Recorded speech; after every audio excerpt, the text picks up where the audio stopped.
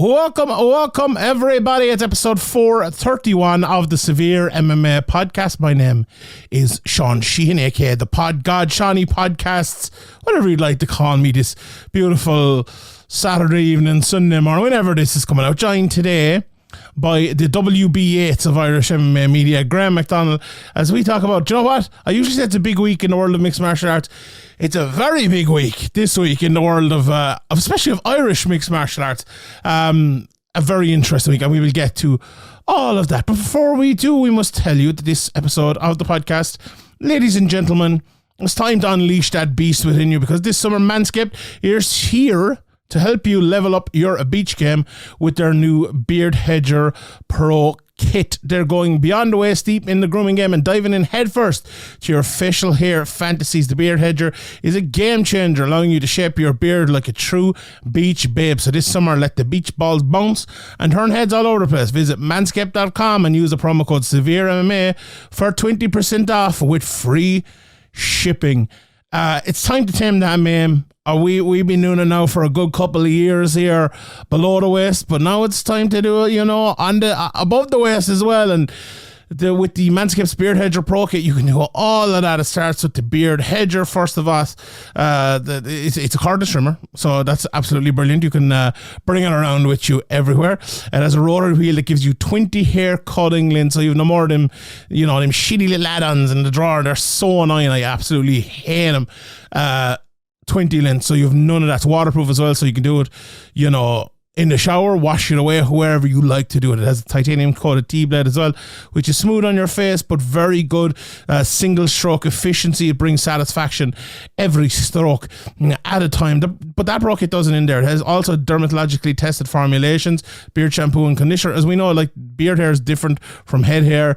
And this shampoo and conditioner is specifically designed to moisturize, reduce ingrown ingrown hairs.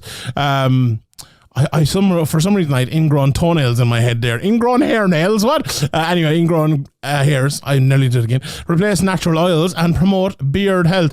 The beard oil then is for after that. It relieves dryness, both on the beard and the skin beneath as well, leaving a bit of a shimmer and shine for you. But then you have the beard balm, which honestly I probably need a bit more of that, to be honest. Shape it up and get it looking beautiful for your fellows or dames out there.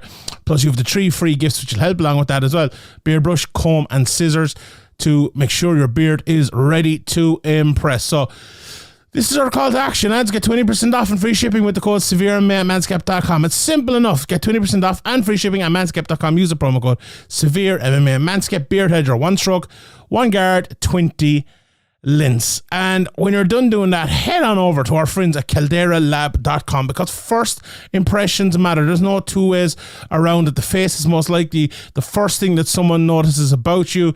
How your skin looks is going to determine, good or bad, that first impression.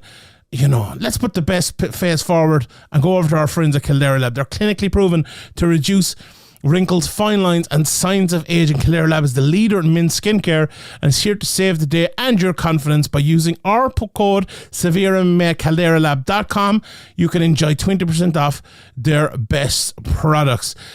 We've been using it now for a good while, the products over at Caldera Lab, and if you use them the way they tell you right here, I'm going to tell you right now, you will see the difference. It's a high performance men's skincare products, and the regimen is your twice a day formulation for better skin. The best part, it's super easy. 30 seconds in the morning, 30 seconds at night. It's like brushing your teeth. After a day or two you might notice it, but after a few weeks you will absolutely notice it on you. First off, they have the clean slate. That's how you start your day. Bit of a wash, get refreshed. Then you have the base layer to moisturize. It absorbs fast, so you have a lovely matte finish to go about your day confidently. Then the good is your go-to at night. It's a face serum, clinically proven multifunctional serum that helps your skin look tighter and smoother, as well as helps reduce the visibility of wrinkles and fine lines. And if you want to take it a step further, the Icon is the eye serum that helps shine while addressing the 3 most common skin concerns around the eye: fine lines, dark circles and puffiness. Caldera Lab is made with top tier ingredients and legit showstopper, like Peter Queally, is good for you today and in the long run. All it takes is 30 seconds in the morning and 30 seconds at night. Trust me, it's all about time. You've got your skincare unlocked for the better. Doesn't get any easier than this. So get 20% off with our code SevereMMA at calderalab.com. That's 20% off at calderalab.com using the code SevereMMA. Jump into skin and first impression royalty with Caldera Lab. Promo code SevereMMA, 20% off. Right, Graeme, let's get straight into it here because we have a lot to talk about today. A bumper week coming up, as we all know, with the UFC Fight Night in Paris. 2 Irish guys on it, which is always special. You know, we just did Sean O'Bannon. Obviously, we just did Ian Gary as well. We have Conor McGregor. We have, Paul Hughes on the cusp. We have Johnny Walker. We have Brad Cadona, who just got into the UFC. We have... It seems like we've such a great time at the moment for Irish MMA. And I want to start off with the latest signing, and then we'll talk about the 2 lads coming up as we approach this weekend at the same time. And that's Kiefer Crosbie. Graeme, I suppose after the big fight with Cowboy Oliveira, everyone was like, oh, now it's time. You beat a guy like Cowboy Oliveira after just coming out of the UFC. And it feels like, well, there you go. And then he took that boxing match, was in like Misfits or something like that, against Aaron Chalmers, which for those boxing matches, it's probably as good a boxing match as you're going to find against a quote-unquote influencer, because he has had a good few MMA fights and all of that, and it wasn't a bad watch or anything like that. And then after that, I was kind of thinking, like, will he do more of that? Because he called out, who did he call out? Floyd Mayweather. So he called someone out anyway.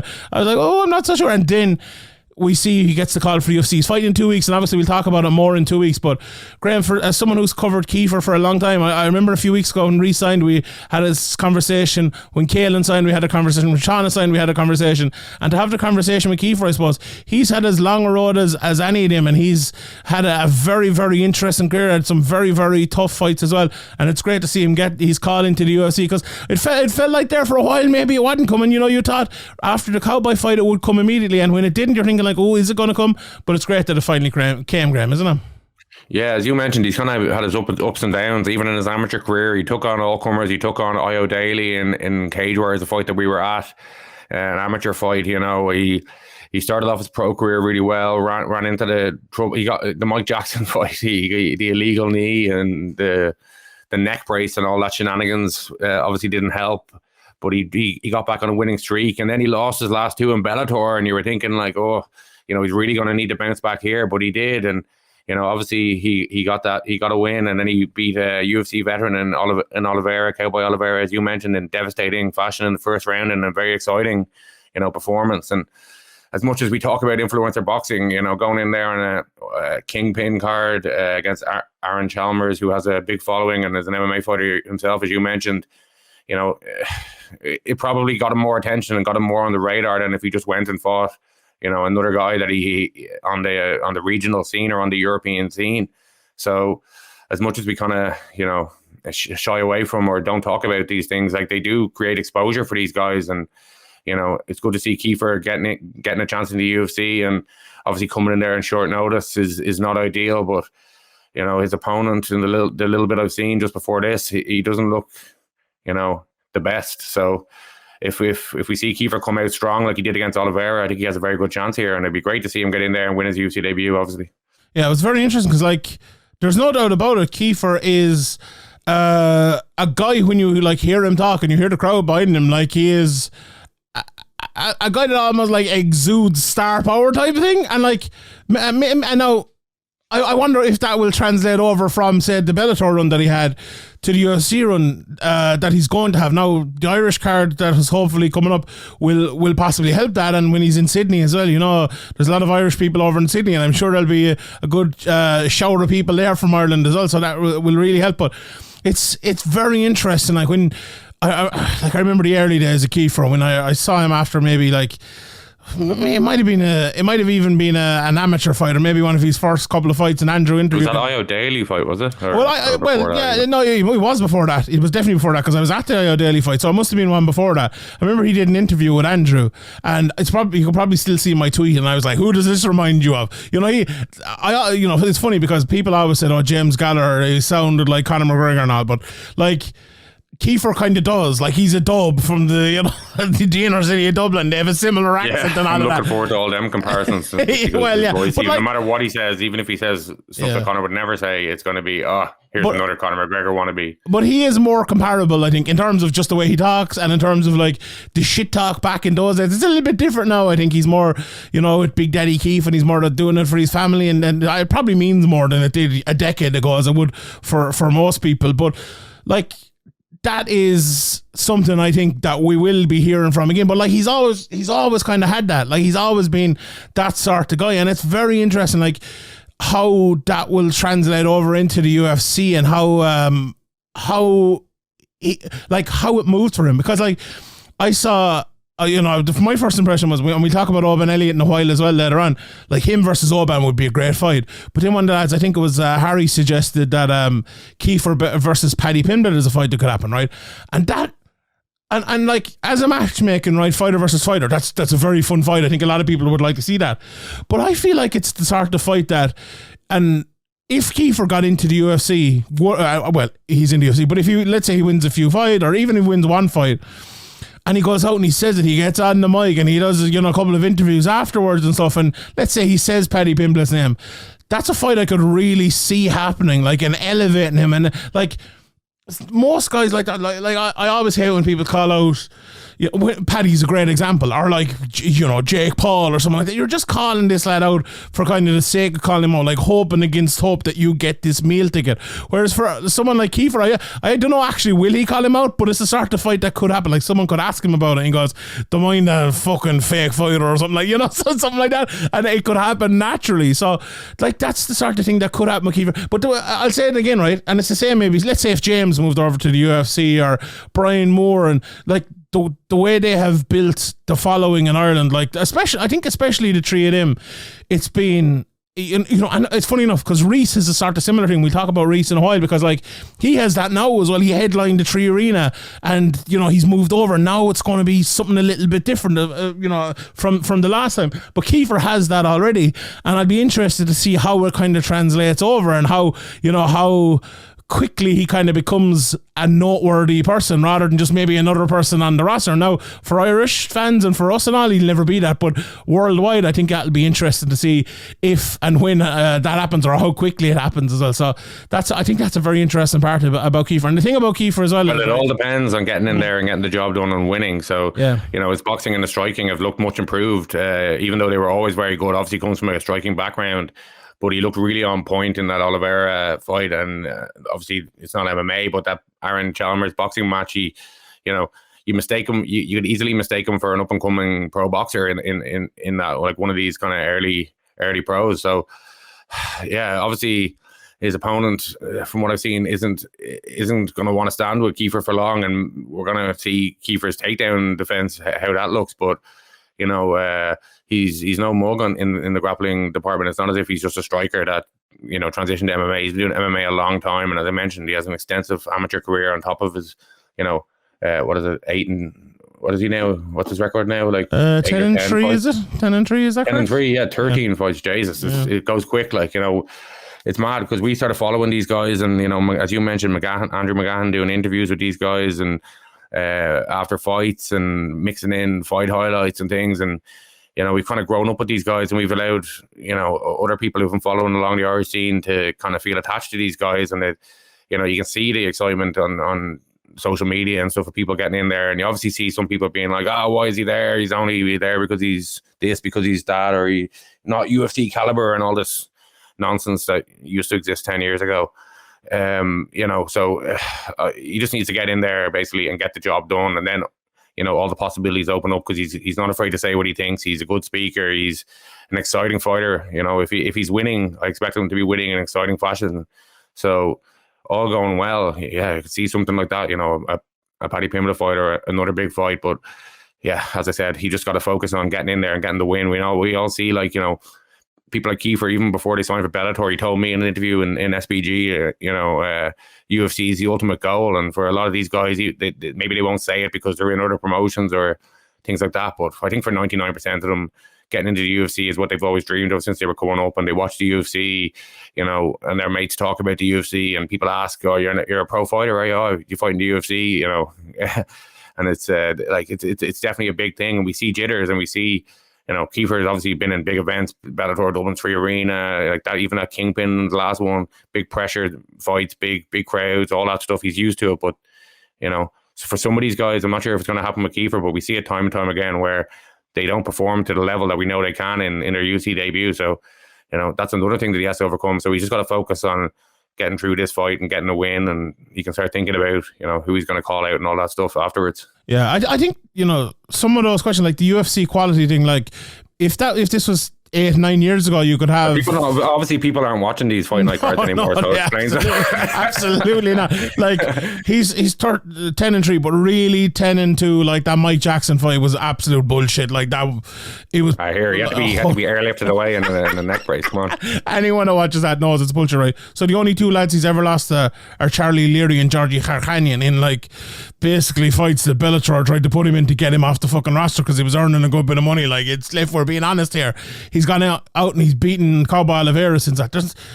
Like you can have an opinion about how far you think Kiefer will go, but there's no doubt about it. Like compare him to the other people in the division and say the entry level people, there's no doubt about it. Plus the other side of it as well, right?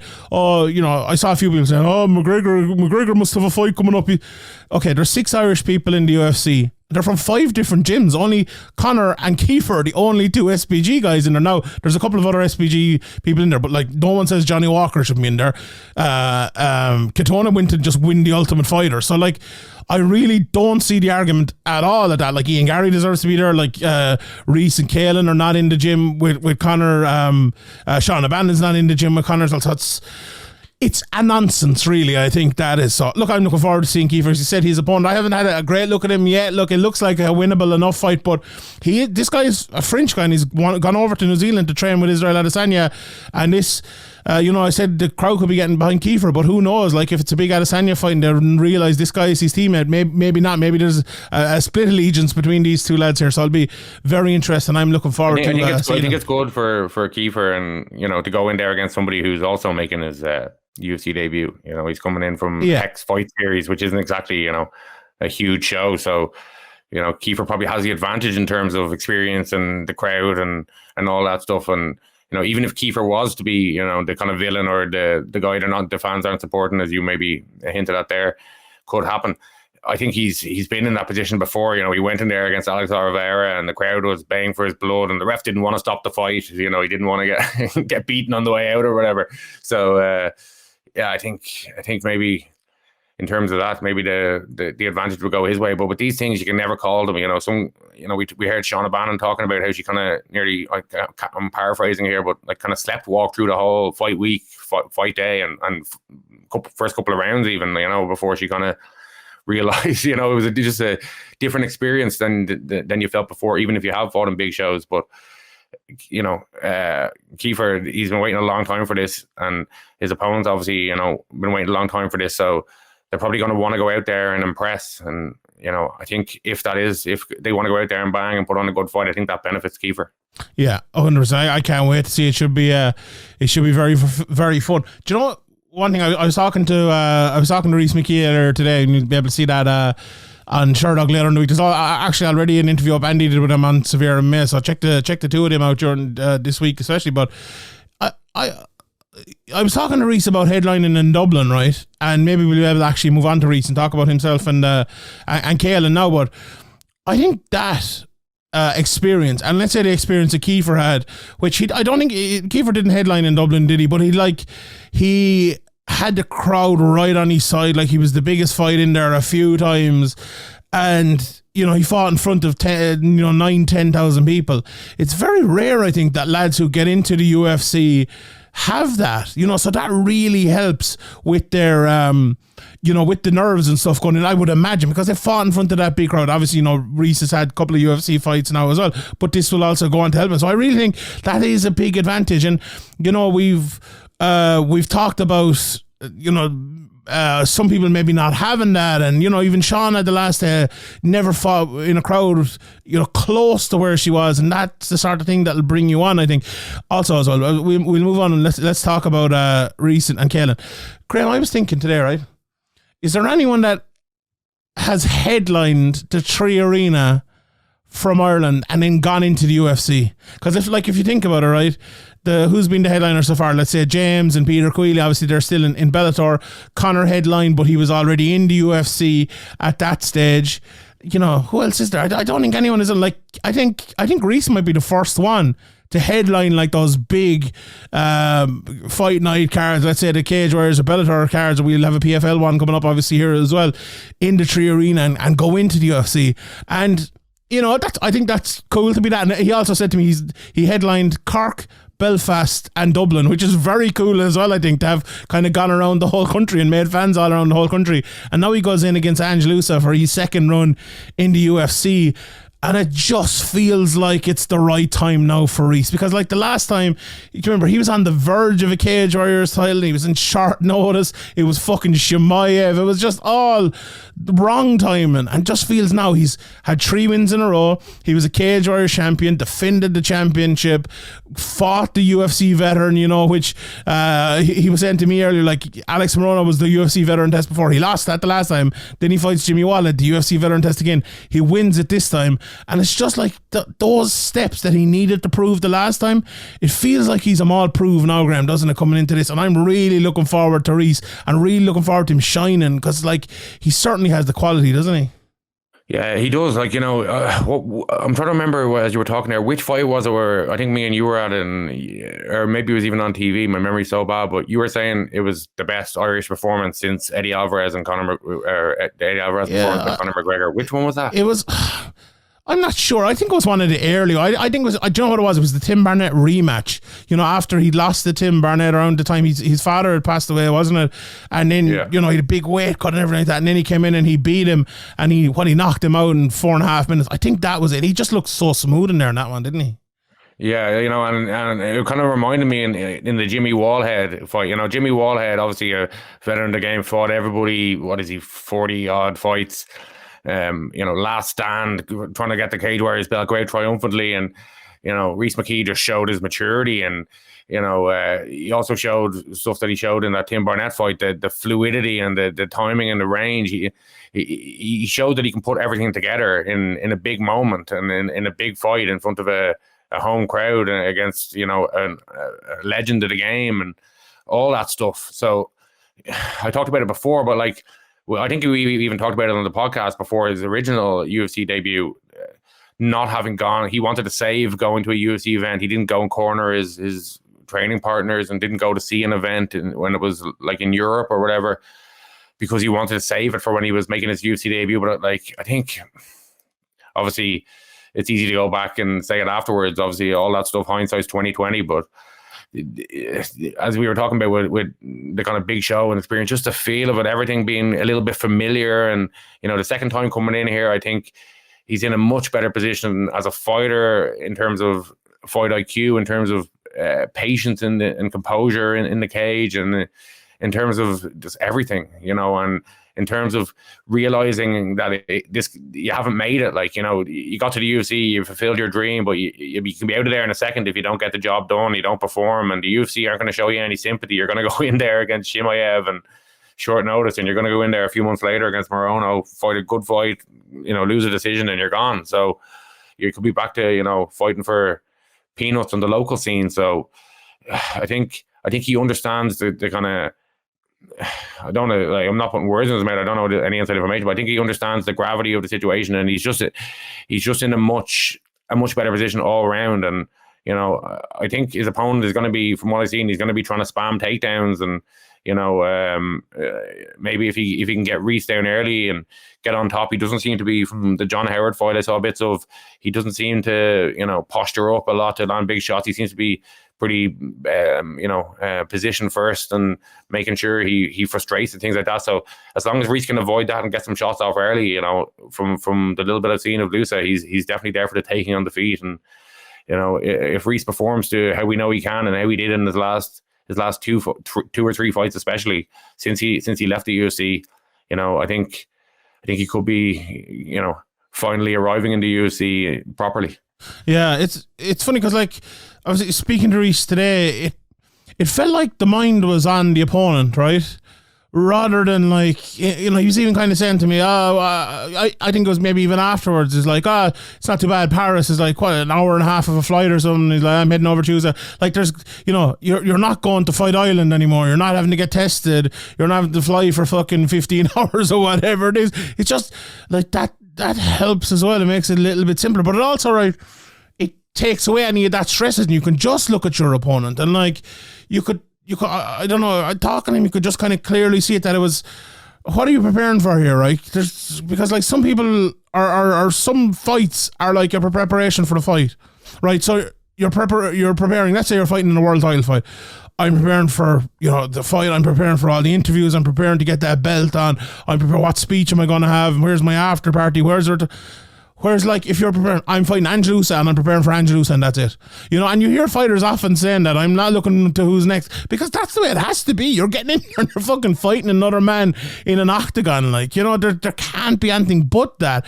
And, like, it's impossible for there not to be anything but that, if you get me, when you're making a UFC debut and you're taking it on short notice and all of that. Whereas this time it's not short notice. He got the full camp. He was the champion in cage. Like, as we said, it just feels like everything is the right way. Now, that doesn't mean he's going to go out and win it, but, like, I think he's more he's more inclined and more prepared and more ready now than he was. Yeah, he's in a much better position to show what he can actually do, and what we've seen from following him closely. And if people watch, UFC fans never really, watch anything but UFC, and they saw Rhys McKee, they're probably thinking, why is this guy re-signed? Yeah. But I think he's in a good position now to show why he's re-signed. And, like, what makes Rhys great, and the last time I interviewed him, I spoke to him about this. It's like he's calm, and he's if you ever spoke to Rhys or hear him in an interview, he is a calm guy, and he's quiet enough and does smooth, and that's the way he fights. He fights like his personality, right? He fights that way, and, like, there's that nastiness to it as well, like, in terms of, like, if he puts you in a position, he will take you out of it. But to do that, the first part of that, I think you almost have to be relaxed going in there, and it feels like he's approaching this. Now, just on Loughran as well, I know, watching a few of his fights, look, he will go for a takedown if the takedown presents itself, but he often does, like, strike. I watched these last 2 fights, and they were, apart from when he did land on top a couple of times in the last fight, he does strike a lot, and he will strike with you. And look, he fought Munir Lazzez, who is a similar sort of fighter to Rhys in terms of height, reach. He jabs a lot. He's a striker. He fights on the outside, and he lost that fight. Munir Lazzez won that fight, and that's the way I think Rhys is going to want to fight him. But I think the difference, like, they're similar fighters but different. Like, I think Rhys has more power. I think Rhys has actually, like, a better jab. I think he throws straight up punches. Like, Rhys can be drawn into a war maybe more than Munir as well, and that's something you don't want to do against Loughran. Like, what I see with Loughran is a guy who never stops moving, never stops doing stuff. Like, he's either feinting or punching, right?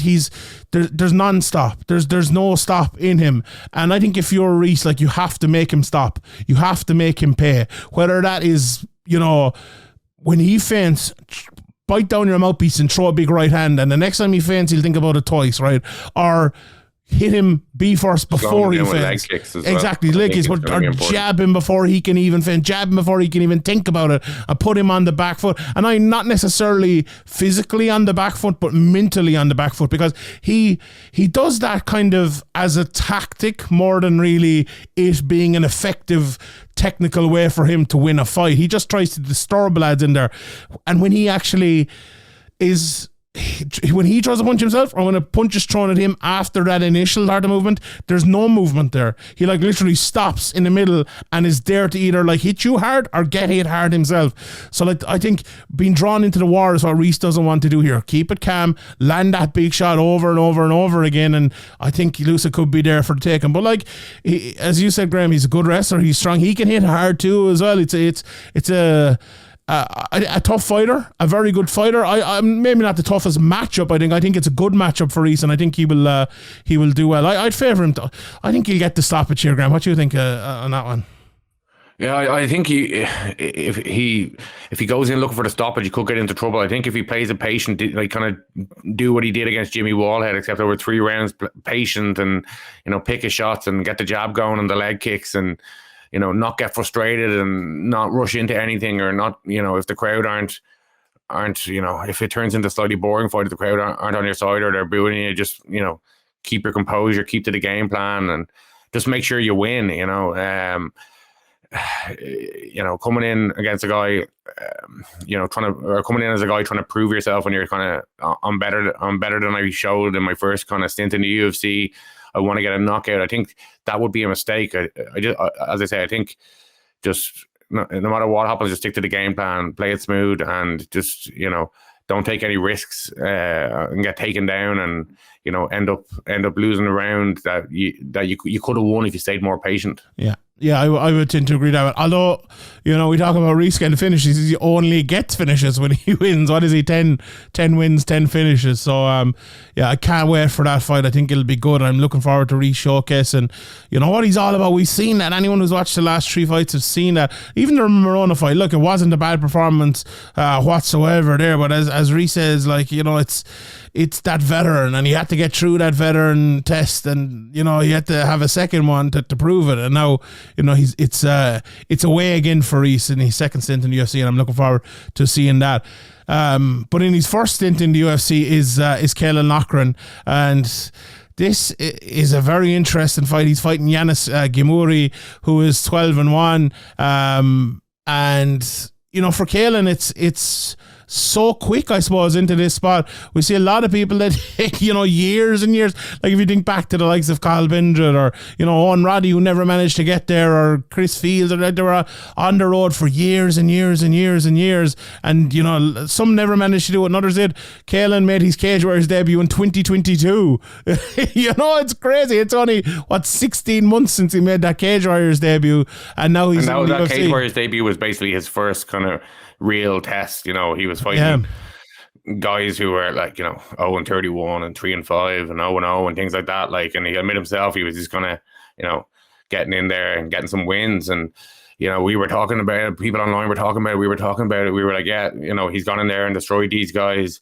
but let's see what happens when he steps up. And every time he stepped up, he's looked much better than he had in the previous fight. And he's gone through his last, four opponents, finishing them all in the second round and looking dominant and looking well-rounded and looking improved. And, as we said about UFC jitters and all that stuff we said earlier, if that can be, controlled, and he comes out looking like he did in Cage Warriors, his last Cage Warriors fight against Dylan Hazan even, or improved like I expect him to be, then I think he should have a dominant victory here. But there's obviously some caveats at stepping up at such a kind of early stage of your career to the UFC. But yeah, I think from what I've seen so far, I'll be very confident in him getting a dominant win here. Yeah, as what I like. I think the changes for Caolan in the last year, I was going to say a couple of years there, but it's only a year, have been absolutely massive. He hasn't had that big Irish run, even an undercard Irish fight and in the championship fight in Ireland. I think we all probably expected that, but the UFC came very, very quickly at him. And I spoke to him after his last fight, and asked the same question basically as we would have asked of Rhys the first time. Is this too soon? And he was like, look, I understand the question, but it's not. And we'll find out. We will really find out, I suppose. I don't think it's too soon in terms of his ability, right? And you could have said the same for Rhys back then, but maybe in terms of everything else, we will see in that. Caolan, though, does seem like a guy, right, who is very bombastic, you know. He's not a quiet guy like Rhys or a calm guy like Rhys. He is happy to say he'd beat the shit out of Chito Vera. He's happy to say, you know, I'd beat any of them top 5 guys in the world right now and all of this. You know, he is one of those. He doesn't look like a guy who's going to shy away from things like that. I'm not saying Rhys is or anyone else is, but he is an outward guy. You know, he is a peacock in this world. And, not afraid to say what he thinks. Yeah. No, indeed. So like that would help with this UFC. Just like you see in Gary as well. I think he's a bit like that, and that helps him. You know, he was out fucking in a pub shadowboxing the day before his fight the last day, and for the vast majority of people, you would say, "What the fuck are you doing? Don't do that. You're an idiot. Get home." But for him, it works. And you know, for Caolan, I think, you know, him being a bit of a mad bastard as well probably worked for him in terms of the mental side. But make no mistake about that, and don't fool yourself into thinking he's not a good fighter because he's a bit of a talker and all of that, and a very funny and a good talker as well. But like, I really like his style, because like I watched his style at the start and I'm like, oh, I'm not fucking sure about this. I'm not sure if this can work for MMA. Like, especially at 135, where he kind of, and he has adjusted a little bit, but he very much kind of stands in the middle of the cage and dominates. You know, he's like a fucking a gorilla standing in the middle of the. Yeah. I was listening to Second Captain today at the soccer podcast with Ken Early. We had him on the Patreon to preview the Premier League season. Never heard of him. But they were talking about, you know, soccer players are sometimes referred to as having a touch of arrogance to them as like a positive thing. And they were kind of saying that, it's not, in every other kind of walk of life, arrogance is like a bad thing. It's like too much confidence, and too much of anything is bad. So, but in MMA, I think, you know, having that arrogance, having that, you know, never say die, and you have to kill me in there. Like we're going to talk about Oban Elliott and stuff like that. That stands to you. Like Cole Pendred, how many times did that win him fights that he wouldn't have? Yeah, you know, that he should, he by all means should have, by all rights really should have lost. Like, but he, you know, that's a huge thing. And you know, a touch of arrogance, I think, is a thing that in MMA is a really good thing if you're going to make it to the top. And obviously this is Caolan Loughran has a long way to go. And, you know, the question of, is it too early? And if you ask me, will Caolan Loughran be a much better fighter in 2, 3, 4 years? Yeah, I think so. But I think, you know, we could say the same thing about Ian Gary, but Ian Gary went in there and took, the UFC gave him sensible fights. And, you know, if they do the same thing with Caolan Loughran, then we could be in a similar situation with Ian Gary. Like, obviously that'd be phenomenal. A small island like Ireland, and you know, producing so many, you know, high caliber UFC fighters would be kind of, you know, unprecedented from such a small population or whatever. But you know, would I be that surprised if he was in a similar position in, you know, 6 fights? I wouldn't be too surprised if he keeps improving like he has. And you know, I don't see any reason why not. He seems like a very hard worker. He seems to believe in himself a lot. He seems to have that, you know, he's still got that momentum of being undefeated, and that confidence that goes with that, and you know, not having been knocked out, and not kind of feeling of nearly invincibility. So yeah, obviously, as I said earlier about other Irish guys, you got to get in there and get the win before all of this stuff. But it is good to, you know, look to the future and speculate about what could happen if all goes to plan. Yeah, and like even just the last few fights, because we were talking about, you know, him fighting the Rhys Streets and Will Kearns before he got into to Cage Warriors. But like his last 3 wins, when he was 5-0, he beat 5-0 Festus Aurelio, who's a very good prospect. Then he beat the 10-3 former champion Luke Shanks, and then he beat 9-0 Uber prospect Dylan Hazan. Finished all 3 of them. You know, so he quickly turned. And like also what he showed in those fights as well was an ability to adjust from that style I was talking about, where he kind of stands in the middle and kind of just waits for you and takes you apart. Like we've seen him wrestle. Like he's strong on top. He's built like an absolute brick shithouse. And when he gets a knock, like an ex-GA player, you know, he's got that's it. And Tyrone, a Tyrone GA player as well. Like you know, there's not many in him. That's fucking harder than MMA above there playing fucking Gaelic football. And Tyrone, he actually said that to me last time I was walking to him. He was like, Jesus, like I think he said he got 3 ACL injuries in the space of 18 months or something when he was playing GA, and he's like, I haven't been injured since I was in MMA. So you know, that's like, you know, those guys are highly competitive. Like when you play, you know, you don't get paid at all. You have a day job. Like you're working. You know, these guys do it for the love of the battle. Like Yeah, 100%. His opponent, Yanis Gamori, watching a bit of him. It's funny, right? Because I've been on record here a few times as saying I've never seen someone fight the way Caolan Loughran fights. And Yanis actually fights a bit like him. You know, he does that thing where he stands in the middle of the cage, doesn't move a lot, tries to fight long. I just don't think he does it half as well as Caolan, to be honest. He's 12-1. And honestly, I watched maybe 3 or 4 of his fights that I could find over on YouTube. Yeah, I'm not seeing it, to be honest. I'm not seeing it. Like, he can jab and he can hit, and you know, he's actually very good ground and pound, but I don't see a lot of wrestling from him. Like the one fight I did see him where he got on top, his opponent actually kind of knocked him down and then hit him with a knee and knocked him on top of him almost, and your man took himself down. Then he landed some good ground and pound. But look, if Caolan makes any mistakes against this guy and goes on the back foot and lets him run it, then he will lose that fight. But it's very hard for me to see Caolan Loughran losing to someone who fights a similar sort of style or tries to, because Caolan is so good at doing what he does. Like, I would be utterly surprised if he lost this fight, to be honest. Now, it's a 12-1 guy as well, so maybe there's more there that I'm not seeing necessarily, but I know you've had a look at him, Graeme, as well. What did you think of him and how they match up? Yeah, you know, he got on top in a couple of the fights I looked over, and he didn't look dangerous. I think maybe I hope this doesn't, maybe I'll look stupid but I think Caolan has advantages everywhere. I think his wrestling, his grappling, his striking is everything, and I expect him to be, much improved, as I say, from his last fight, which as long as he's able to perform to the level that he's at, then I expect him to dominate this, and it might go to a decision. He might not be able to put his opponent away, but I'd be surprised as well if he doesn't win this. Yeah, I think Caolan opponent as well. Like a couple of times he drops his hands and things like that. He's trying to be a bit stylish when maybe that's his abilities. In the fights I saw, anyway, he's probably made improvements as well, but his abilities don't really live up to the style he's trying. He's playing a risky game with his hands down. I don't know if his head movement is quite there to do that. Yeah, the one thing, I would agree with all that. I think Caolan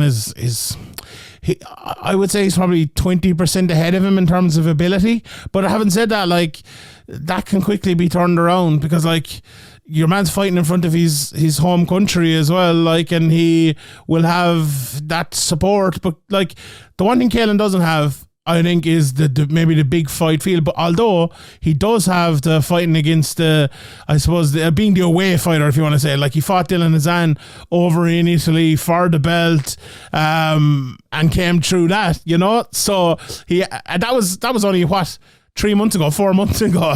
So like, that isn't a reference point that you have to go too far into the back pocket to find. He has that immediately. So yeah, I don't think he's a shrinking violet.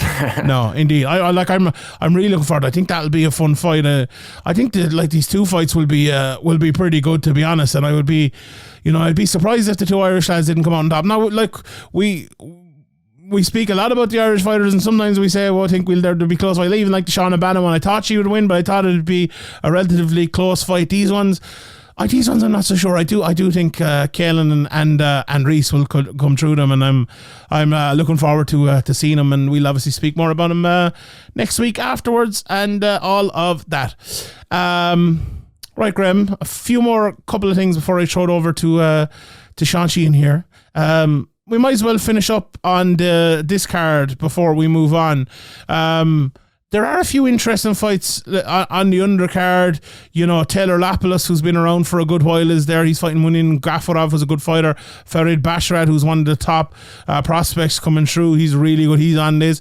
We have Volkan Ozdemir on the card. Have you ever heard of your man, Morgan Charrier? He's a big favourite. Yes, I was about to mention him. If he fought anybody any use? Or? Yeah, I don't know. No, have you heard any names thrown out there? But he's fought? I don't know. Did he fight your man? I don't know. Jordan I don't know who he is, but... Paul something. Who's that guy? I never heard of him. But yeah, look, hopefully with all these Irish people getting signed now, we have a UFC Dublin coming up, and Paul Hughes. Paul, sorry, he didn't mean to reverse over Dana's dog. It was a mistake. What did he do with it?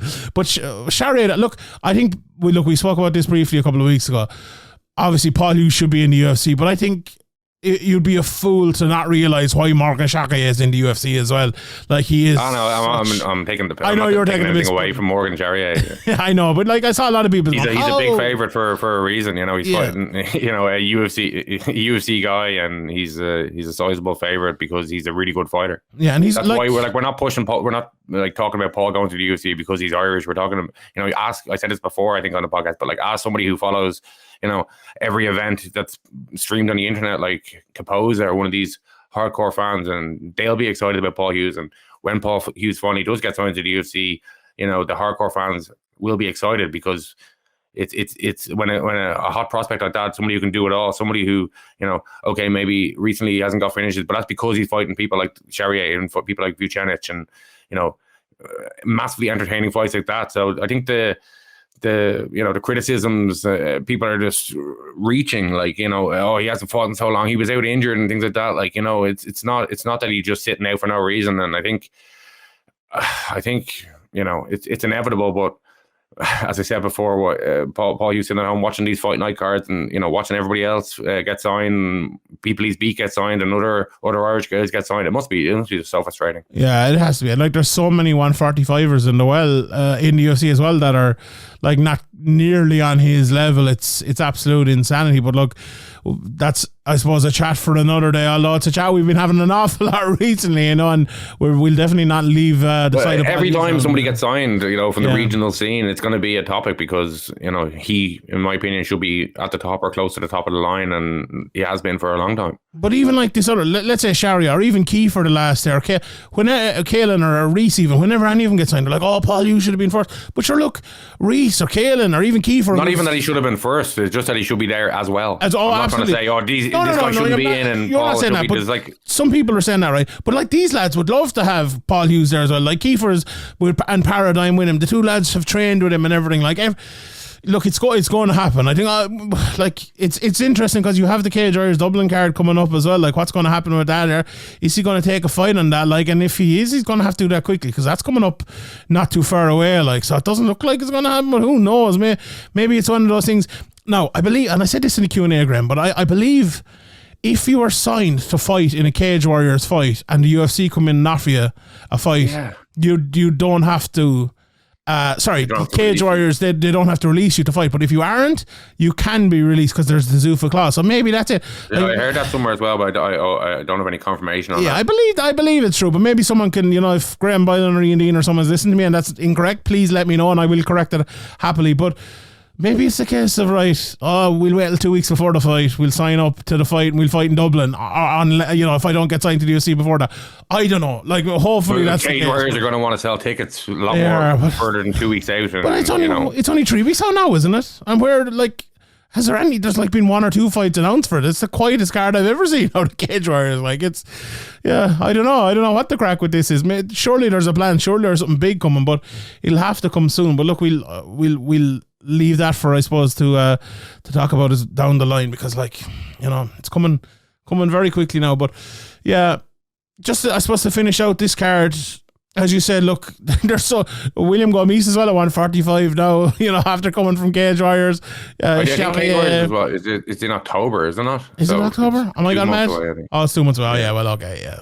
Still, it's not that far away. Was it 5 weeks away, 6 weeks away? Still, it's not. Like, I think there's only 4 fights, you know, Ger Harris, Paddy McCurry, Solomon Simon and Ryan Shelley. It's not exactly, you know, the biggest names that are going to sell out arenas, and they've moved it to the RDS from the 3 Arena already.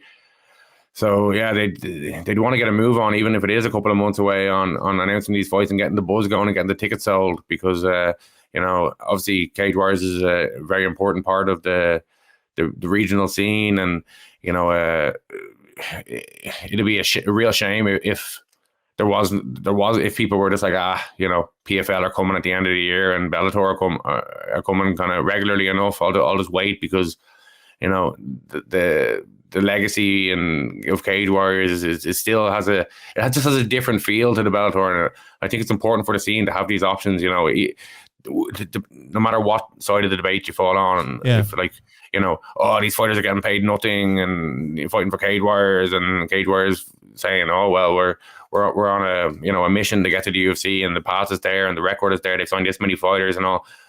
whichever side of that you fall on, or if you don't care, is to have these options for fighters, to have these different routes to, to big promotions and the big paydays is really good for the sport. And we want cage warriors coming back here. We want them having big shows and wanting to put on more shows every year and things like that, give opportunities to Irish guys. And yeah, so if you're on the fence about going to cage warriors, I'm not getting paid or anything, but it's important to support these promotions that have, given chances to Irish fighters and, things like that over the years. And, obviously it's a big, there's a lot of costs and inflation and all this stuff going on. But if you do have the cash, I'd recommend getting down there, so some of these guys like Jared Harris and, Ryan Shelley and Solomon Simon, in years to come could be, on the verge of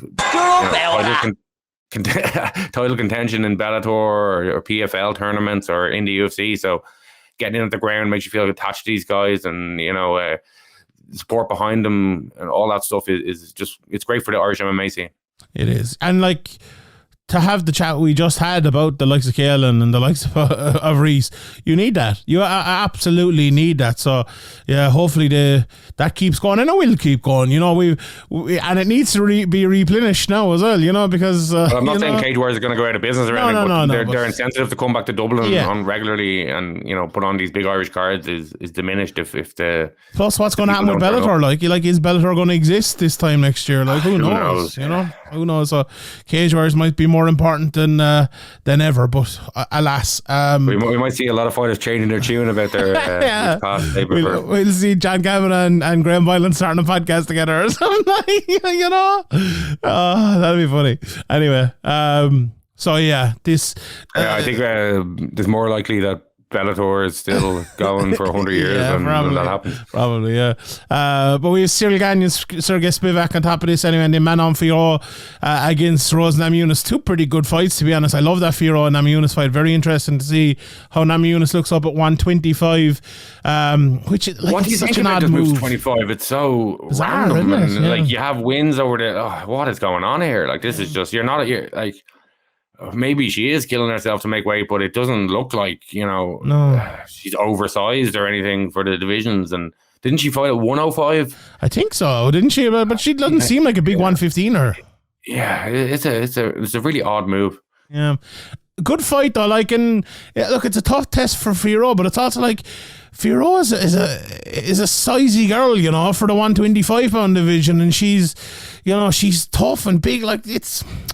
I wonder what, I could understand if it was maybe a 5-round fight or something like that, but in a 3-round fight as well, that's a difficult enough fight. It's the biggest test of Fiorot's career, but it's a massive test for Namajunas as well. I think it's a very good fight. I'm interested. It falls under that bracket, Okay, I really want to see the fight, but the fight doesn't really make that sense that much, But look, we'll watch it anyway. We'll see how it goes. I think for Rose, as you said, she's 2 wins over the champion, a weight class below, and a weight class it feels like she's not killing herself to make. Now maybe we see an interview or something after this, and she does say that. It's look, I'd love to go back down, but I just can't make the weight anymore. And if that's the case, absolutely, especially on this Rhys McKee card, Graeme, we don't want to be giving out about people not making weight. You get hit again like the last time you did that about Rhys. But yeah, I fancy Gan to beat Spivak, and I would say you would too as well, do you, Graeme? Because that's a yeah. I think obviously coming off a loss and recently and stuff like that, maybe takes a bit of the momentum and the confidence away. But I think he's still a technician on the feet. He's very fast for the division. He should, if he fights a good game plan and fights the how we're used to him fighting, he should have no problem here. Spivak's definitely a threat, but I think in terms of technical ability, Gagne's just on a different level. Yeah, 100%. Right, before we talk about Max Holloway versus the Korean Zombie, just let's mention the Dana White's Contender Series from last Tuesday, because another Cage Warriors standout who I've have had interviewed a few times. Is that the show where they just give out contracts to guys for trying hard? Is that the show? Is it? Okay, just expand on that there, Graeme. It's always me. You do it this time.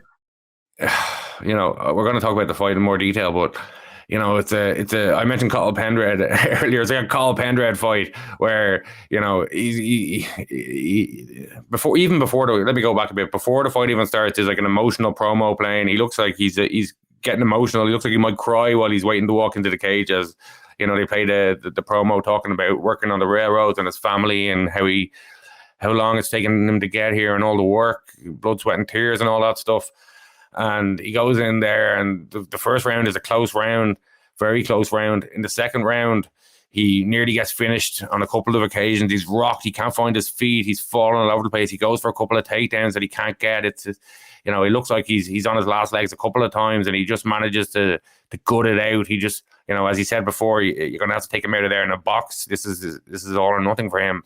And like, he fought like that, and it's just like a amazing third round. Like the second round could have been a 10-8. It probably was, you know. And then he comes out, nearly definitely was. I don't think it was on the judges' scorecards, but it should have been. And he comes back from that in the third round. He like, you know, he doesn't come out there, you know, trying to get the finish and, you know, uncomposed and throwing too hard or anything. He just gets back into technical mode and takes over the fight and breaks down a really good opponent, like a champion in Octagon, isn't he? And yeah, and a good fighter too. You know, a good fighter. You can see from the second round that this guy's a dangerous guy, and just a really, really like good recovery and a brilliant come from behind victory, and you know, all that stuff. And then straight away afterwards, Daniel Cormier is you know, Sean's favorite commentator is there to talk about how well, you know, that Oban fight wasn't great. Like I don't think he should be given a contract. We don't just hand out contracts to everybody who tries hard. And then I think Laura Sanko and who else was on the boots with him? Dan Helly. Yeah, so they were kind of trying to be like, here, come on, like in different words. And Daniel Cormier repeated the same thing, and it's just like, what is going on here? This is just really odd. Like, I don't know. It was like maybe I'm just emotionally invested in Oban Elliott or something, but I thought that was an amazing fight, an amazing heart shown, and you could see how much it meant to him, and he can talk, and you know, he was interacting with Dana. He was funny. I don't know. Like maybe people thought it was cringy or Daniel Cormier was unimpressed or whatever, but like, you know, this guy's obviously worked really hard. If Daniel Cormier put in any research or even paid attention to the promo that got played before the fight, he'd realize that like this is everything to this guy, and this guy Oban Elliott, and he's like, just for like a shitty hot take based on basically nothing well, maybe it's just my opinion or whatever, but I completely disagree with his opinion. Like this UFC caliber thing that we talked about earlier, it's like, what is Daniel Cormier talking about? Like that's like, you know, has he been up and watching these fight nights that he's working on? Like, is he just too busy making jokes? Like, but yeah, I don't know. It's just trying to take this guy's dream away over a shitty hot take is just odd. I don't know what's going on there. If I speak, I am in trouble. I had to go full Josie on it. I'm not just on a shit on Daniel Cormier. Correct. It was just odd. It was just like, I tweeted straight away. I'm like, well, this is odd. Like, what's going on here? Like, especially like, you know, the last 2 or 3, has it been 2 shows or 3 shows before this in the season of Contender Series? They give contracts to everybody. Guys like Choi Machado, who's an out of shape heavyweight who lay on a guy, and you know, it's just like, what are you talking about? UFC, he's not UFC ready. It's like just nonsense. It was ridiculous. I think it was Nolan King. Maybe I'm mistaken now, but I think it was Nolan King who watches Dana White Contender Series religiously, way more than 2 of us, and he said it was possibly the best fight ever on the Contender Series. Right, and that's, you know, an American journalist not connected to maybe it wasn't him, but it was someone like that anyway. Like, so it's not just, and like Oban's Welsh as well. It's not like he's one of our countrymen. Yeah, I've never even spoken to the guy. Like, I know you've interviewed him a few times. But no, I'll be honest. I have a bit of a soft spot for Oban, but there's not like anyone with a brain. Anybody with a good backstory who lays it on the line. Like, he's not looking for sympathy. He's just saying it as it is, and just like being open and honest, and you know, letting you in on his day to day, and you know, on the journey with him. Like it's. You're obviously going to be more invested in one of his fights than some random Contender Series or UFC Fight Night prelim. But even then, like it could have been Joe Bloggs off the street, and that would have been a classic of a fight. You know, the story didn't matter for how good that fight was. Like, it was an absolute banger of a fight, an epic comeback. Like, the referee could have stopped it a few times. Thank God it was Jacob Montalvo in there, not Mark Goddard, because it would have been stopped. I know maybe for the actually, I was thinking, do you think because that promo played with the ref in the cage, and like, you got to take me out of there in the boxes, everything, all that stuff we just talked about, do you think that plays into the referee? You know, because a couple of times I always thought, Jesus, this could be stopped now, and you know, maybe it all played into that. But cold-hearted Daniel Cormier didn't. He tried hard. He should be a ref. He'd be stone cold. It all comes down to just Daniel Cormier not putting in 1 ounce of research. Like every time I do a KSW preview, like I'm not the biggest KSW expert in the world. There's no doubt about it. Every single time I do it, I speak to Sean Linney. Right, Sean Linney watches all these guys, and he sends me like his cliff notes for the article he's doing for SevereMMA and stuff, and it's like stuff like that's invaluable. Right, if there's someone from Manchester or let's say someone from Newcastle fighting, I'd reach out to Jake Smith and ask him. So, like, it's not that hard. Or just go and watch a couple of their fights. Understand, like, if you look at Sherdog and you see who Oban Elliott has fought, you see who Kiki Brito is, and he's a champion in a very good organisation. You realise then straight away that, okay, these are two different guys. These are two guys that are on a level that maybe they're not on the whole way up yet, but these are two guys that are on the way to being really good fighters, and we need to treat them like that. Then they go in and they have this mad, even, brilliant fight. Both of them against another very good fighter. Like, that is when you wax lyrical about guys. Like, say the Jordan Vucinic, Paul Hughes fights, the Sharia Hughes fights, things like that. You have to realise that's a good guy against another good guy. It's not, if Oban Elliott was put in there against some guy who's, 7-0 from fucking Buckweed, Louisiana, and he's never fought fucking anyone, I guarantee you Oban could go in and armbar him in 2 minutes or do whatever he wants him. Like, no problem. But is that impressive? There's loads of as guys, beating a brilliant guy? Guys that if, for example, there was a welterweight fight that fell apart, any of the next 2 months worth of booked fights fell apart, and they wanted to sub him in there. There's a lot of guys there booked that he'd be able to beat, or at least be very competitive with. And if Daniel Cormier to come in and say, Sean O'Malley became the champion, I don't see this guy following in his footsteps or whatever, you could say, oh, well, fair enough, that's your opinion, and a lot of people would agree or whatever. But after sitting there watching that fight right in front of you, you know what I mean? It's like, what is going on here? It's just nonsense. It reminded me of, what's your man's name? Skip Bayless and the other guy. What's the other guy's name? Shannon Sharp.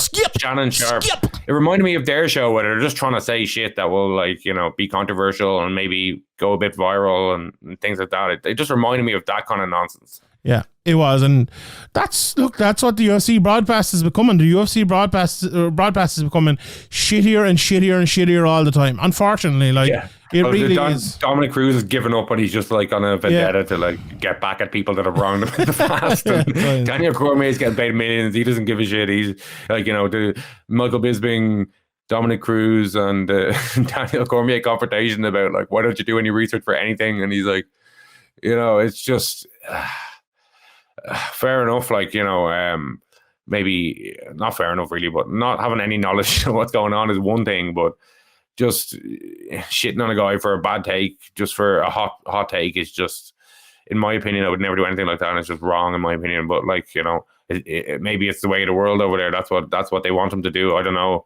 But yeah, I think maybe he was trying to create jeopardy, we don't just sign everybody or whatever. But I don't know. I don't think it was that. I just think it was I don't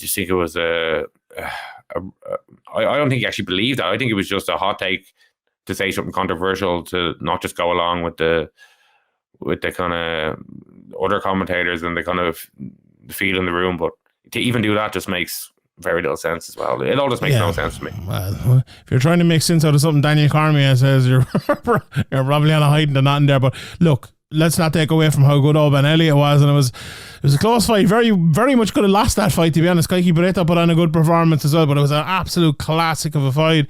And I'm delighted for Oban. As I said, just the way he speaks, it's hard not to kind of root for a guy like that, as much as we try to say unbiased and everything. And Jesus, it's just, you feel so sorry for him. He lost his dad to suicide, and his mother struggled. He was telling me a story about he wasn't able to put petrol in the car to drive him to training, and he had to cycle 5 miles or something to get to training and 5 miles home and all that. And he's working on the railways, and he worked in Nando's and all, just to keep the dream alive. And remember as well, a while back he had a brain issue. Do you remember it was happening a few times there? And these himself and Cal Eleanor as well. Remember it happened, and they'd spend a year out to see if the waves in their brain or whatever changed, and when they didn't, they were grand, and it's just a normal thing. I actually know someone personally who that's happened to as well. But like, if it does change and there's an issue, and he thought his career could have been over, and then he came back from that, and he had losses, and he fought, like literally fought all comers as well.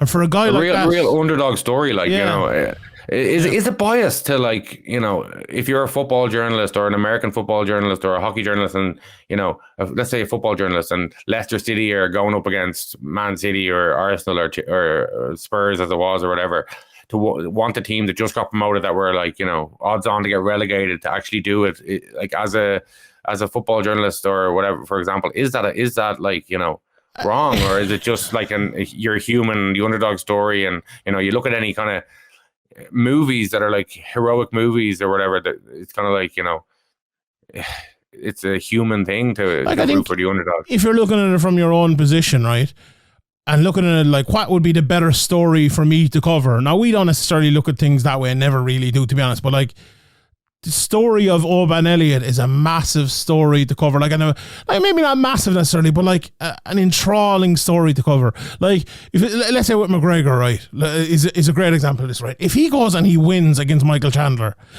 like, if you're an Irish journalist in MMA, or if you're an American journalist in MMA, who cares? The next fight that he has, like, that story just illuminate. If he gets a win there, let's be honest, every MMA journalist in the world should be hoping Conor McGregor wins his next fight, right? Yeah. It's like when he went in there against Dennis Seaver, and if you were hoping that he lost as a person involved in the MMA, then it makes no sense to me. Yeah, well, and like, that's not to say you're hoping this fighter A, fighter B, fighter C wins. You don't want excitement. You don't want exactly. You know what I mean? And like, you have to let's be realistic about it as well. Everyone last week, right? Sean O'Malley fought. Who do you think the UFC wanted to win that fight? Like, if you ask any MMA fan that question, of course they're going to say they want O'Malley. Like, you've Alger, this guy who people seem to hate, and O'Malley, this, the third member of Full Sin or whatever is, he's like, all the young people like him. And even the people that don't like O'Malley are going to enjoy, the people who wanted Aljo to win are probably happy enough, because they're going to enjoy this guy's going to beat him, or he's wait till he faces this style, or the way it always is. Yeah, 100%. And like, even if you don't root for those stories, just to like understand them and like have some wits about you, I think. And I think there is a difference between that and necessarily a bias there. So I like, being biased and saying, he deserved to win a fight he didn't like. I haven't gone back and watched the first round, but I thought I was like, if he I thought Oban lost. If he comes back and loses a decision, it'll be kind of sad, but he probably lost that first round. And like, we're pretty consistent on that. Like, I thought James Gallagher lost last week. Like, to be fair, so you can't really call us biased on calling out things like that. To be fair, now, two very close fights, and they weren't robberies or anything like that. But if you want our opinion on it, that was mine anyway. So, look, that could be a longer discussion for another day, but we will leave it there for that part of the discussion and throw it over to Sean Sheehan to look back at last night's fights. Take it away, Shani. Thank you very much, Shani. Right, we're going to keep this very, very brief, because this podcast has already gone a bit long, and we have the breakdown coming with Ian and Harry this week anyway, so they will give you a full breakdown of this card. Just a few standouts from the undercard. I thought JJ Aldrich performed pretty well. She got a good finish there, ground and pound over Lingya. Millie Goff got a lovely finish with a body shot, and Song Kenan looked good as well. That win looks good for Ian Gary, after he pretty comprehensively beat him after Song landed that big shot. And it was funny, actually, in the highlights for Song beforehand, they showed the Ian Gary thing, and they made it look like he knocked him out. I was like, what's going on here? But anyway, why not? The Iluk Inja Kawani fight was one worth watching, right? It was only a 1 round fight, but it just showed, myself and Harry did a speaker's corner about it not too long ago, and it just shows how massive durability is in MMA, because there's no doubt about it. In the start of that, maybe the first 3 minutes or so, Chidi hit him with the better shots. Like, there's no doubt about it in my mind. He hit him with the harder shots. Iluk was hitting back, absolutely, but the difference, the effect of the shots had on both men was the key, because Chidi felt them, and like Jacek, it's not that he didn't feel him, but he was able to get through him so much easier. You know, Chidi landed one good shot there once. I was like, oh shit, this could be over. Because like, if I don't know if anyone listened to my betting show this week. I was like, I was going to pick Chidi to get the knockout here, but then I was like, well, he's never been knocked out as Oleg Jacek, so I'm just going to pull back, and I didn't give it. And that was my exact reason. It's like, when you have that level of durability, and you're very hard to finish against a guy who's like, you know, he's not a one-round fighter, but he's a finisher. He's a finisher, let's put it that way. It's very tough as well when you're a finisher like Oleg Jacek, and you know, you have a good few finishes on your resume. The fight is going to go the way the fight went. So, yeah, that was a good win for Oleg Jacek, but a very tough fight for Chidi. I know they were saying when he was walking, I was like, oh, it's a good matchup and all, striker versus striker, but yeah, sometimes a striker versus striker matchup isn't good for one of the strikers, and that was the case here. A good win as well for Garrett Armfield. He looked good, and you know, he was kind of proclaiming himself one to watch afterwards. It was a weird one, this one, right? Because the stoppage, some people were calling it early, and some people were like, well, he was getting absolute shit beat out of him as Kazama, and look, he was. There's no doubt about that. I would still call it a little bit of an early stoppage, to be honest. Like, so we spoke last week in depth about the Aljamain Sterling one, and we talked about like seeing what came before, but like, I think it's a little bit different, say, when it's a big knockdown and someone's hurt, as opposed to like a big kind of beating. And when I say big beating, like, it wasn't like he was dominated over 5 rounds or something like that. It was only 4 minutes into the fight, so I think it's a little bit different. Now, he did get knocked down, right? And maybe you can say, okay, he took the big beating and got knocked down after, but like, still give him that bit of an opportunity after that. I wasn't like, I'm not going to complain about it too much, but I don't know. It just feels like, imagine if that happened in the Oban Elliott fight, right? We wouldn't have had that classic fight. I feel like we're just missing out on a few classic fights, a few classic comebacks, with people just pulling the trigger a little too early. And it's a very, like, you know, this may be a bad example, right? But yeah, I would rather us just tail back a little bit on like the early stoppages. But anyway, Waldo Cortez Acosta, that certainly wasn't an early stoppage anyway. Although, you know, I saw some people actually giving out about the ref. He should have been in earlier. I wouldn't blame the ref at all for this one. Like, it was, I think he tried to stop it as quick as he could. And I think he got in there as quick as he could. It was just madness. And so Waldo Cortez Acosta hit Lucas Bresky with a big right hand, literally turned him around and put him on the stanky leg. And when he did that, like, he literally kind of like ran the opposite way because his legs just wouldn't carry him, and the whole fight went that way. Ref Acosta, the whole lot, and Acosta hit him with another shot, and then the ref just immediately came in. Like, well, he was face planted at that stage, but I don't think I would not blame the ref there at all. I think nothing wrong happened there. If he hadn't stopped it after the next shot, it would have been different, but no, indeed. And a similar sort of thing happened with the Junior Taffa one, in terms of he hit Parker Porter with a few shots, hurt him a few times, and then hit him with the right straight up through his guard. I suppose it was maybe, when I say straight, it was a bit of a hook, and face planted him. Lovely finish there.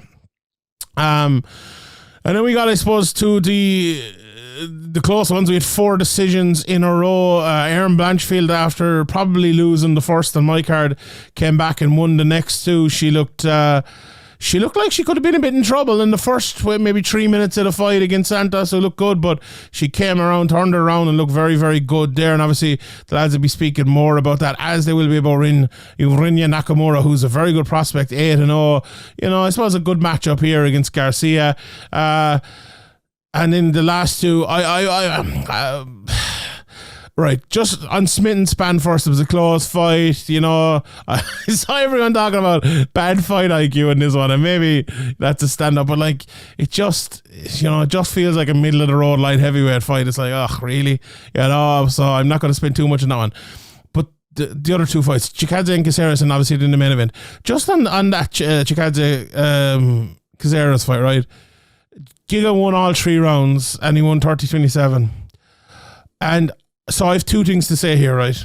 First of all, I'm going to go with the negative and then the positive, right? Negative first. I thought he looked so bad. I thought he looked like a physical shell of what he once was. I don't know if other people think like literally like his physicality, he didn't look as strong like in the body, or he didn't look as fast, he didn't look as hurtful with his strikes. Now he still won, and they were relatively close rounds against Alex Caceres. And it just was, to me, it wasn't great, right? It just was not great. Now, here's the positive side to put on it. That was his first fight since when Calvin catered that destruction, 19 months ago. So he's been a long time out of the cage. It was the first, the January to 2022. So, we're coming towards the last few months of 2023 here. So it's been a good while out of the cage. And if this is the base from which he works on to improve and get back to maybe that physical level, that's good, right? That's good.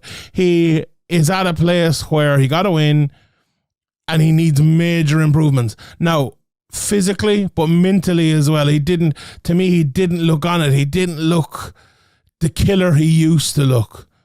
And like beatings like the one he took against Calvin Kattar can change you for life, and they definitely changed him. But hopefully, I don't want to go overboard. I thought it was a bad performance, and a bad performance compared to what he used to be. Not a bad performance in totality, but one that really could be a stepping stone. Look, it'll either be a stepping stone to him getting back to his old ways and getting really, really good, or a stepping stone to him like probably getting beaten in 2 of his next 3 fights. So we'll see how that one works out. And in the main event, what a fun, exciting fight this was. I thought the Korean Zombie possibly won the first. I think they put up the stat at the end. It was 31 strikes to 29. And it looked like that sort of round, even though the commentary were kind of like, Max Holloway, but anyway, the commentary weren't too bad tonight. There was no DC anyway, so that was good. Why wasn't John Gooden commentating? But absolutely and utterly idiotic and baffling. But anyway, so they both came out and they both landed shots. Like the Korean Zombie had his knee taped up and his wrist taped, his ankle taped up and the whole lot.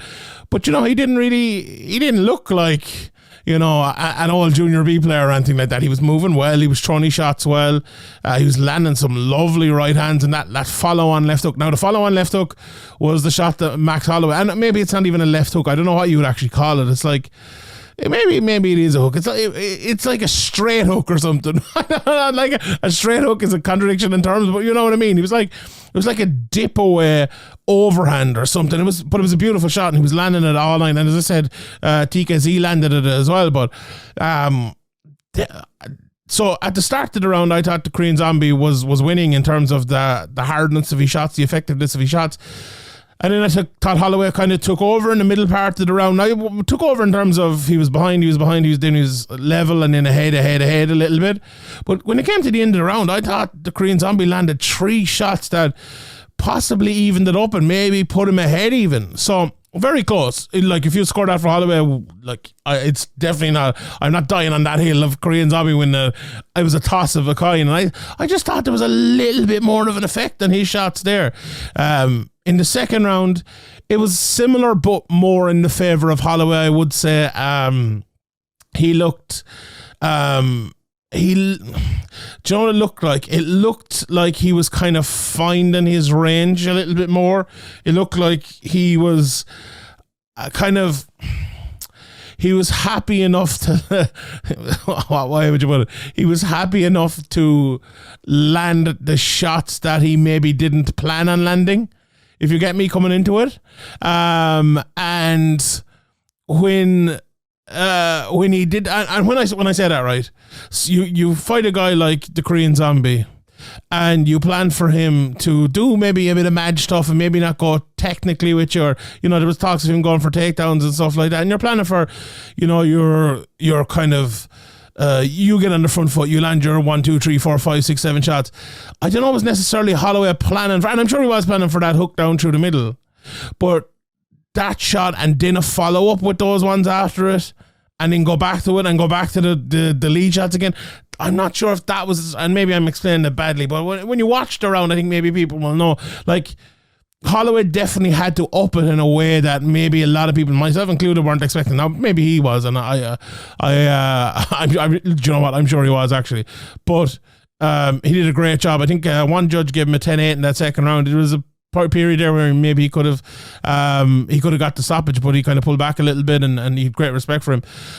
But in the third, the Korean Zombie just came out, and a friend of mine, I'll give a shout out to David Musgrave. He coined this phrase. He said to me he went suicide mode, and that's exactly what he went. Like, it was a relatively even fight for most of it over the first 10 minutes, and maybe 8 minutes or so, but it's not a fight that had like got away from him and like that he was definitely losing or anything like that. But he just decided to start the tries like, look, anyone who watched that second probably went, this is gone. Now it's kind of turning. He's going to get a little bit more tired here. Holloway's, a 5-round fighter. He's going to pull away. This is kind of going that way. We all knew that, right? And the Korean Zombie went suicide mode and refused for that to be a thing. He just refused. Like, he was like, right, I'm going for it. I'm going for this. I'm either going out with my shield or on it. And he went down on it. Unfortunately, he got, unfortunately for him, unfortunately for Max Holloway, I suppose. But once he went that mode, it was always him going to get knocked out. There was no way at this stage of his career, even though Max Holloway's had more fights than him, funnily enough, but there was no way at this stage of his career that he was the one going to win that gun battle with Max Holloway. Just no way. And Holloway landed that beautiful shot and put him out, and that was that. He retired afterwards. It's a beautiful walkout and everything like that. So yeah, looking forward to his next one. That's always fun. Oh, we'll see on that. So yeah, that was that, and we'll leave it there. If I left anything out, if you have any questions or anything, we will have the Q&A this week on Patreon as always. And just one thing on Patreon as well. If you're not signed up, patreon.com/SevereMMA podcast. Actually, sorry, this is if you are signed up. If you're not signed up, please sign up.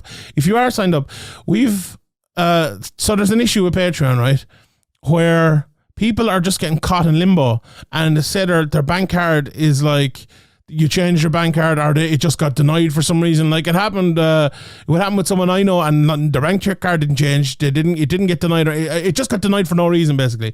And you have to like change it from like €5 to €5.01, or change to your Revolut card this month and then change back to your bank card or something like that. And there's literally like 50 people more, I think, stuck in limbo, right? So if you signed up before and you noticed like, oh, your money's not getting taken out or whatever, you're not getting the podcast, just check, please go on your Patreon. And this is for people who are already signed up, so I'm not asking anyone for extra money or anything here. So just go and have a look, please, because like literally, I hate like saying, oh, we want the money. We do want the money. This, at the end of the day, we're fucking doing the job here and stuff, and we're providing a service. And if someone out there is listening to this and they want to pay us for that service, then at least we should be able to get that money. But the money's getting stuck in fucking limbo. So please, if you're one of those people who want to give us a $5 a month and get all the podcasts or support us or whatever you want to do it, check our Patreon.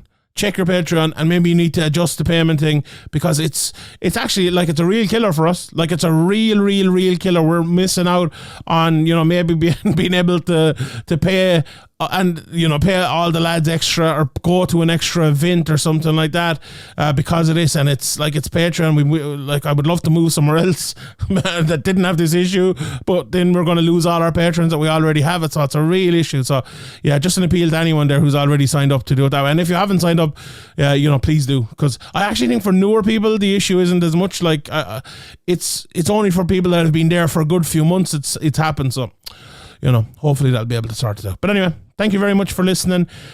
Please click subscribe. Please click the like button and all, wherever you're listening to this. And I will leave it there for me and Graeme. It was a great weekend of mixed martial arts, and we'll see you for next weekend's. Good luck.